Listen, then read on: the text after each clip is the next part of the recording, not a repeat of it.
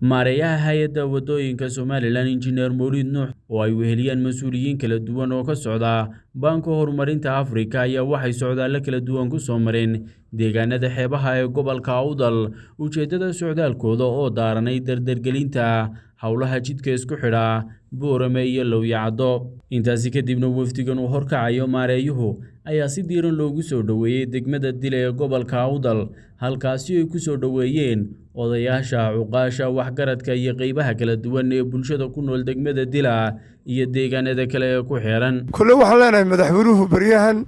wuxuu u soo jeestay Dilla islaahay markaas waxaan leenahay waxaan si salaamanaa maareeyaha oo maanta socdo wadana Banka Afrika iyagana waxaan leenahay wax qabadka degmadu wuxuu u baahan yahay kullu wax aada waxa noogu dareynay beeraha dhulku aad buu go'ay wadooyinka isku xidhaya ruqi iyo Dilla oo naga go'an iyagana waxaan leenahay wixii aad ka qaban kartaan maareeyaha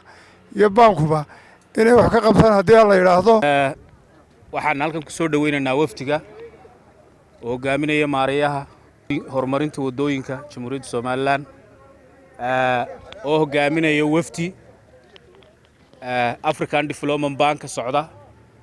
runtii degmada Dilla waan ku soo dhaweynaynaa waftigaasi oo runtii hawl qiimo badan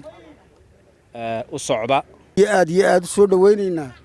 waftiga uu hogaaminayo maareeyaha cusub ee wadooyinka oo ka soo jeeda waliba deegaanka imkaan joognay degmada Dilla ka soo jeeda aad baan u hambalyeeynaa aad baan u soo dhaweynaynaa aad baan ugu faraxsanahay marka hore waxaan soo dhaweynayaa maareeyaha wadooyinka Engineer Mawlid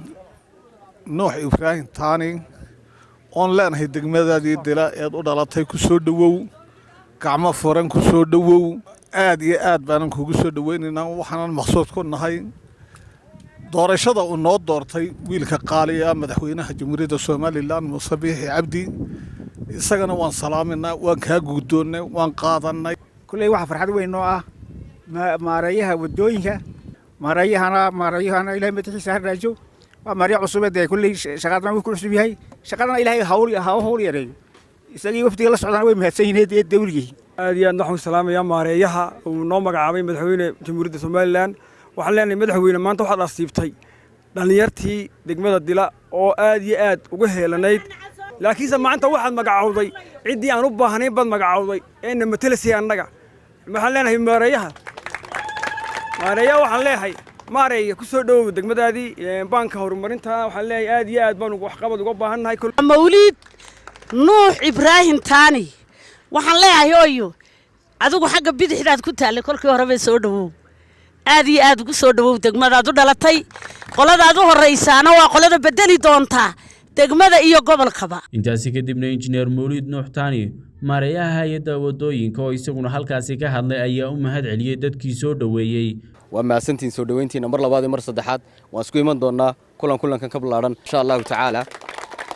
baahiyaha kale la sheegay ee deegaanka ka biyaamiyeen waxa la wixii aan ka qaban karnaa insha Allah in iyaga laftirkooda ka qaban doono waxaan rajaynaynaa insha Allah wada shaqayn wanaagsan inaan la yeelan doono muxuu ahaa dadka deegaanka waxaan rajaynaynaa inaanu had iyo jeer iman doono waxaan rajaynaynaa inaad fadhigan ka balaaran oo isku wareysan doono insha Allah in isku iman doono dhamaanteen waxaan ahayn track 48 saacadood ugu dambeeyay teamka ila socda badankooga anba afkooga ku hadlaya way daalan yihiin aad baan maanta ugu faraxsanahay inaan maareeyaha iyo wadooyinka sharaf weyn bay noo tahay inaan isagoo waqti dhow la magacaabay aan chance u yeelano 5 cisheena soo dhaaftay